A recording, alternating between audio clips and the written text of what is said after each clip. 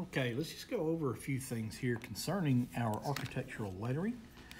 And what we call this, we call it annotation. When we're putting notes and things on our drawings, we call them annotations. So make sure you know what that word is, annotations, okay? And what we call this, of course, when we start putting our sizes and everything on here, when we start, well, that should say something. Actually, how about this?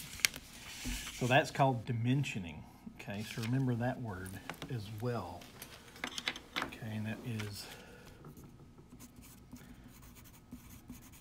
dimensioning,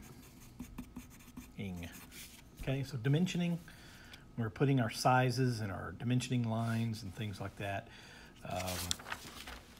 And then, of course, annotating when we're putting all of our notes and things like that.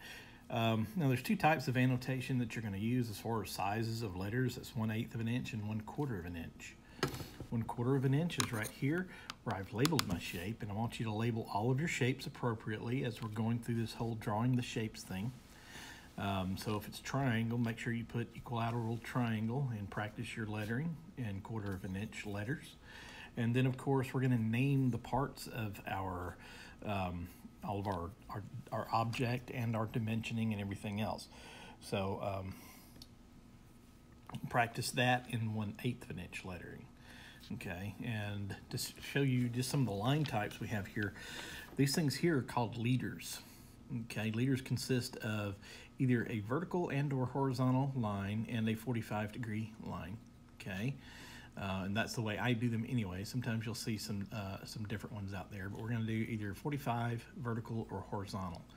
And you see here that it starts out with this one, 45 degrees from the term pointing down to the item that it's identifying, which is basically the leader line. Those are called leaders. Here, construction line, okay, 45-degree angle here, and then straight up pointing to these lines. Those are construction lines. They are temporary lines. I've been calling them guidelines so that you'll kind of have an understanding of what they do, but officially we call them construction lines. And typically what I do with construction lines, once I get done with a drawing, I will, erase the excess that we don't need, just to clean up my drawing a little bit, okay? And let's see, you also see I have like a faint vertical line right here, and that is my alignment line. It's basically a construction line as well, and that is used to line up my text. As I'm putting my annotations on my drawing, I want them to be lined up with something.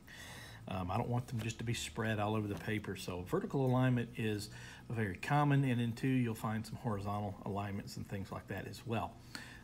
Now this is very basic because we don't have a lot of text on here, but if I were to start putting some stuff over here, I would kind of make sure that they were somehow aligned with something over here on the left. Okay, so they're not just out in outer space without any purpose or anything of that nature. Let's see, and we talked about the other day, I think I showed you these. We have the object lines. This is the line that defines the object. Extension line is the extension that comes out to the dimension line. Okay, and that does not actually, here it looks like it does touch, but it really should not. There should be a 1/16 of an inch gap between the object and the extension line. Okay, and the extension line here, and then you see here, this one looks better. These two right here. Extension lines. And then of course you've got your execution line, which basically just helps indicate the very end of that dimension line and defines the area for which is being dimensioned. We also have our construction lines inside of our dimensions to help us keep our letters consistently sized. And here there is a 1/4 of an inch gap that is between the object and the dimension line. So between the object and the dimension line is 1/4 of an inch. Another thing to point out is multi-line text. Okay, so here are two lines, and yes, I got this top one here a little large. It's not really 1/8 of an inch, it's about 3/16. That's my mistake. Make sure yours are 1/8. This one is a 1/8 of an inch line of text here. But multi-lines, when you're writing, say, like a paragraph, for instance, or a sentence where text is going to go along one line and then wrap around to another line, there needs to be 1/16 of an inch between those lines. If it is not related, such as over here, these two lines of text are not related to one another. They're not a complete sentence or anything like that.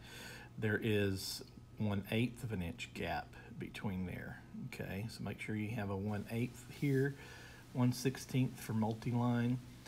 There is no rhyme or reason actually to my alignment line here. It could be anywhere, but just as long as everything is lined up and looks nice and neat.